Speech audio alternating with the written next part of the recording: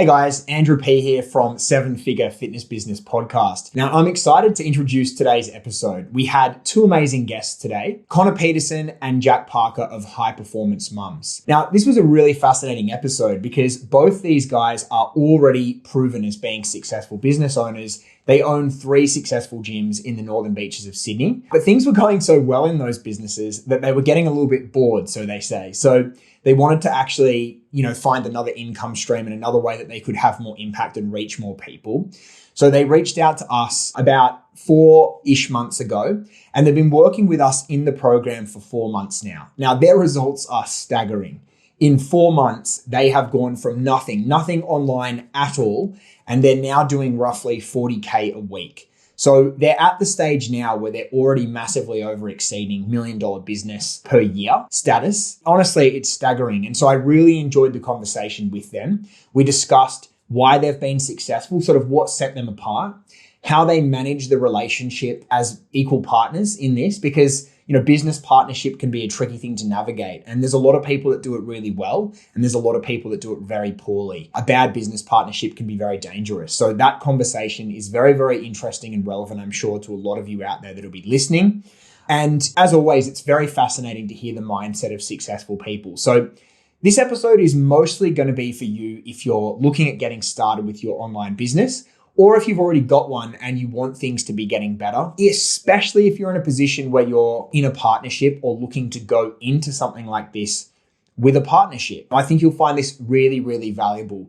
And just before we get started with the episode, I want to reach out to you and ask you for a favor. As always, whether you're watching this on YouTube or whether you're listening on, say, a podcast platform like iTunes or Spotify, please do, if you're enjoying the content, remember to like and subscribe to the channel. And if you'd leave us a positive review, we'd really, really appreciate that. That helps us continue to grow this thing and get it out there to more people just like yourself. Well, let's get stuck into the episode.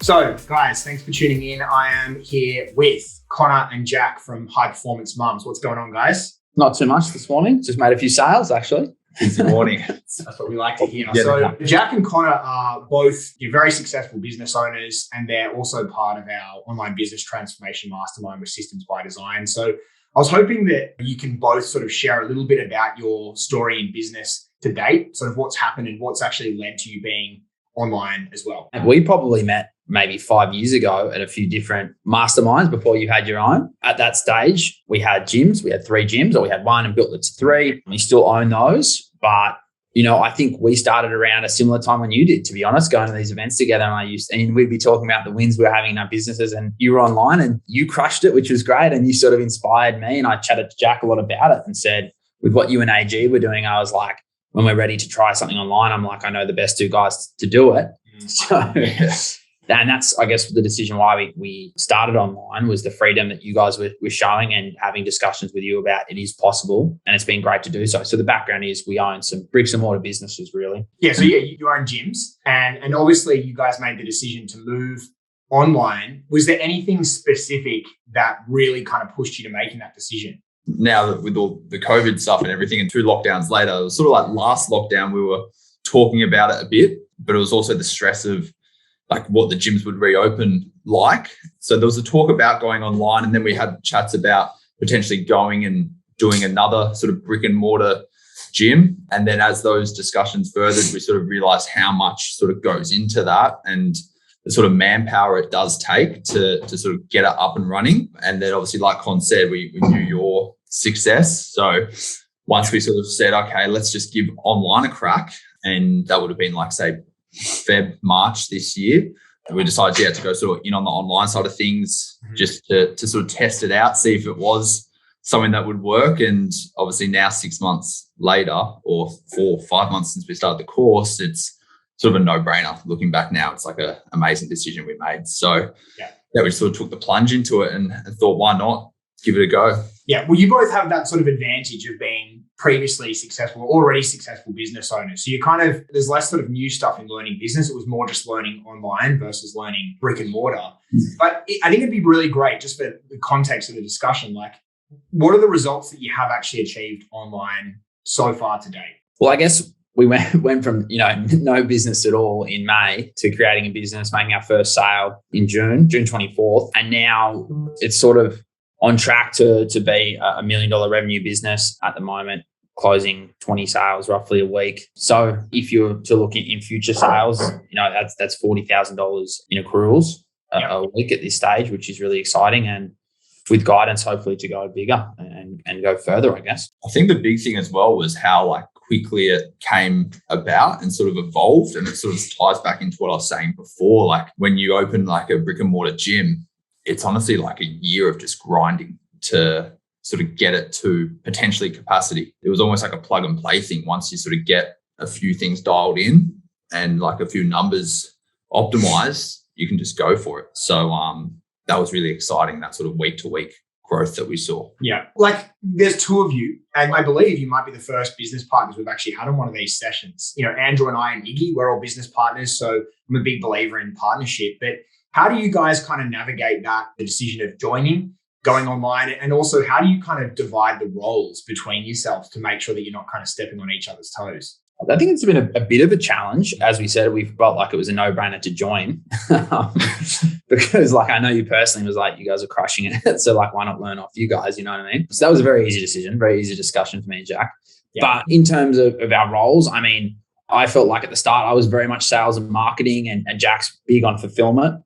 And then I've sort of lent into just marketing and he's more just fulfillment. And then we meet together in the sales and we do 50-50 in the sales, which is kind of nice because you want to be a bit competitive with the sales and make sure you do try and outdo the other person, even though we don't pay commission.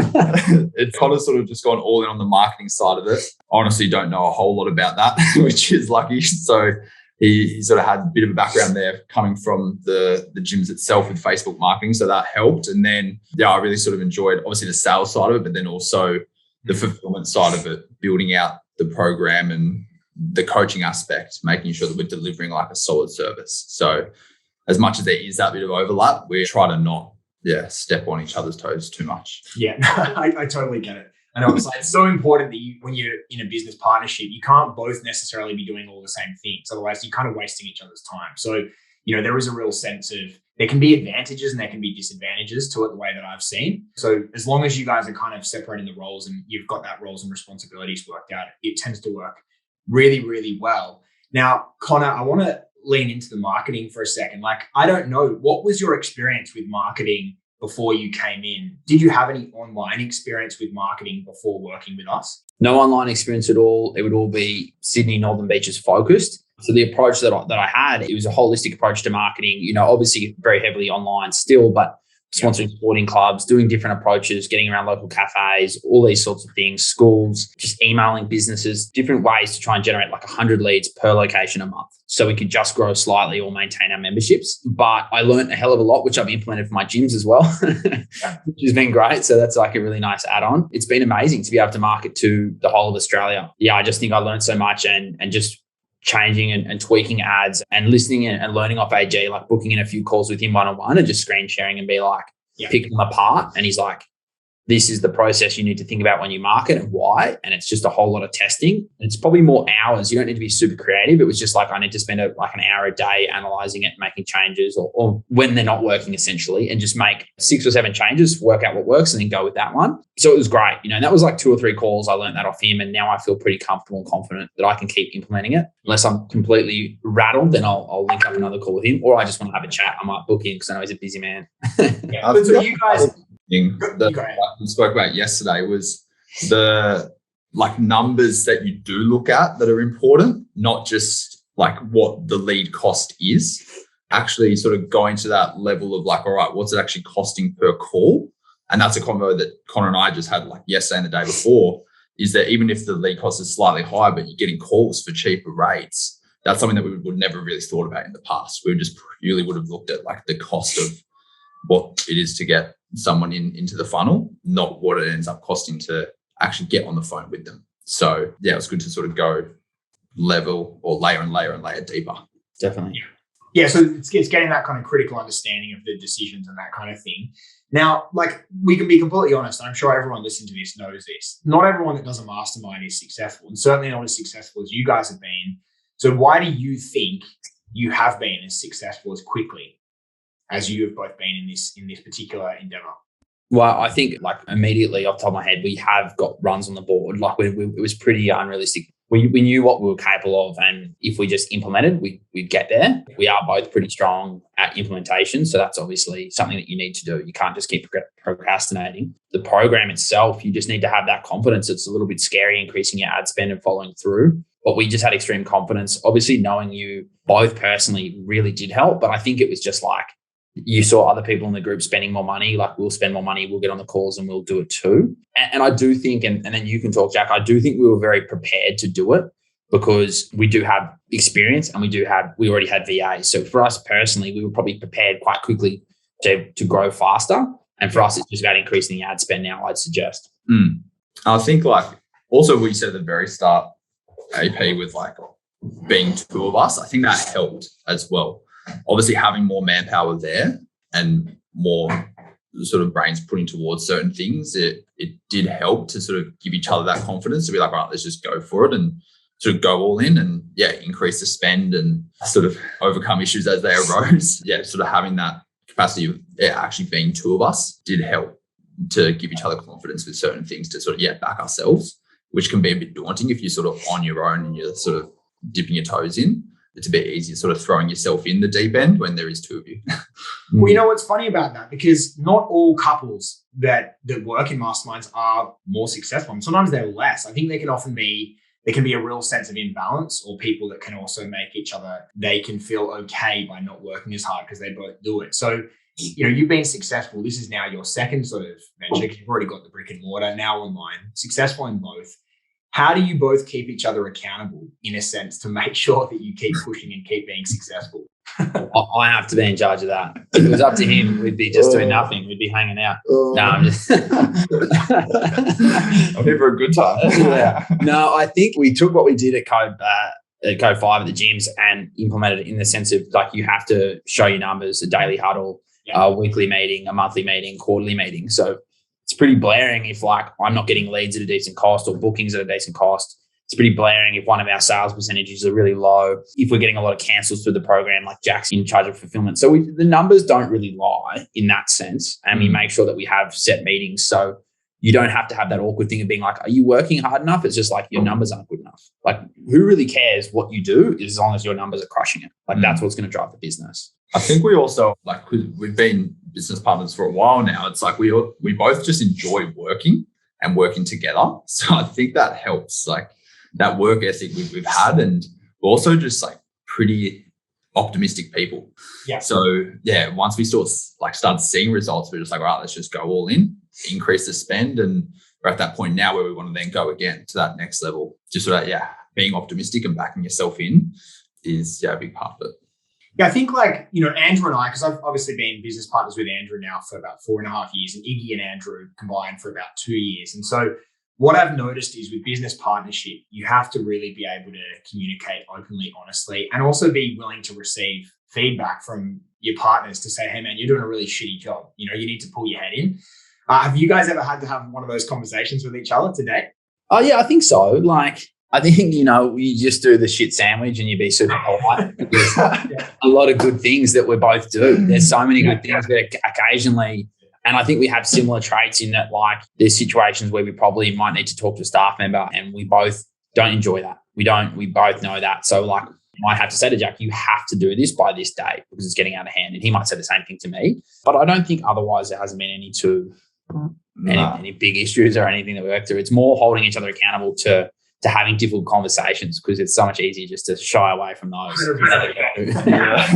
I completely agree. I think that's definitely something that particularly Andrew and I have always found more challenging, is kind of when you have to have those really critical conversations with staff that are sometimes, maybe needing a bit of a kick up the bum. It can be tough.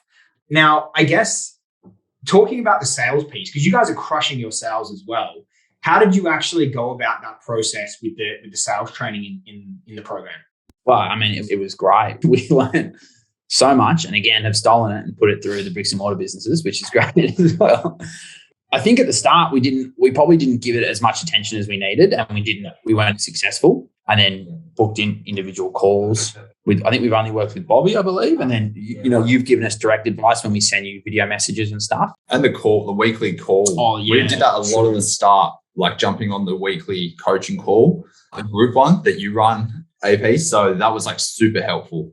Whether it was like submitting our own call recordings and you analyzing those, or even listening to you analyze other people's, like those group coaching calls were like super invaluable in that sense, like hearing where other people are struggling and then you giving them advice, and we just straight away implement that, which was really good. So what are you guys actually converting at these days? Like, give us some of your stats on sales. Or what are we hitting sales wise? Yeah, what are your stats? Like, what's your conversion rates and all that kind of thing? So it would be, every week would be, well, initially we weren't tracking bad fits. We were just like allowing them in. And then the last like month we've tracked bad fits, which is allowed us to sit about 70 to 77% the last 4 weeks. So not crazy. A month ago, when we hit like 25 sales, I think we sat at like 80. We just had this 1 week where we were on fire. So I don't know. We obviously want to get better, but we both sit next to each other on the desk and you listen in, and it's like this awkward thing. If you don't close the sale, you're like, why didn't you say this at the end? And you're like, mate, I kind of did say that. It's funny though, because 70 to 77%, for sales in the fitness industry, that's really, really good. I just think that, you see some people in the mastermind who'll do even better than that. But those stats are really, really good. Like, roughly, what's your percentage? Because we've spoken about this a bit recently, Jack. What's the percentage that you guys get roughly for paid in fulls at the moment? So originally it was quite low. So those weeks where we had like 20 sales, we'd only get like 1 or 2 maybe up fronts. Yep. And then I saw like a video or something you posted, or it might have even been like AG, and I saw it and I was like, oh my gosh, like we're really sort of underperforming here. So then I like quickly reached out to you, and like literally since then, I think that day I got like 2, which is what we'd maybe get in a week. So now it sort of sits between like 15 and 20%, but we want to try to get that to like 20 to 30% consistently.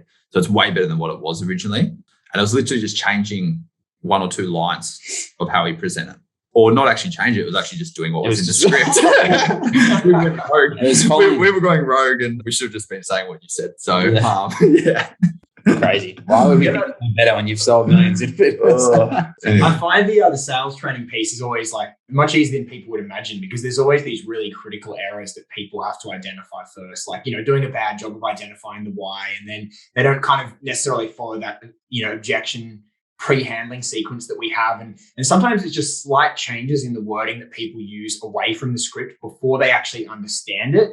It can make all the difference. You eliminate certain words or add certain words in, or you slightly shuffle them. And next thing you know, someone's kind of improved their PIF or their conversion rates by 10%. So it's a very, very interesting skill. Yeah. And I think it's absolutely insane to even comprehend that changing 2 lines at the end of a script can raise our percentage from 5 to 15%. And that's all we've done is just change 2 lines. Yeah. It's crazy. So it's great. Well, you guys have crushed it. Obviously, like, just to wrap this up today, what's next for you both? Like, do you have any goals for the next sort of 3, 6, 12 months you're actually shooting towards with online? Yeah, we do. We're going to be pushing hard. Jack's having a baby in December, which is absolutely amazing. So he's going to take some time off.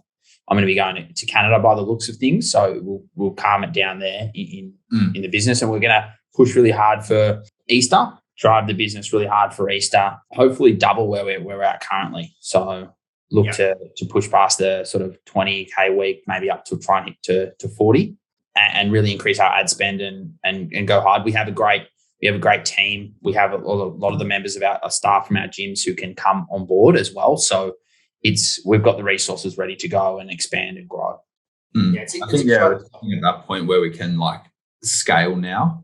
So yeah, it was only like 2 days ago we sort of sat down and made a bit of a game plan. Obviously, it's going to be like a busy end to the year, but yeah, come January, sort of really locking in, and yeah, some big goals in place for Easter, sort of doubling the sales where we're at.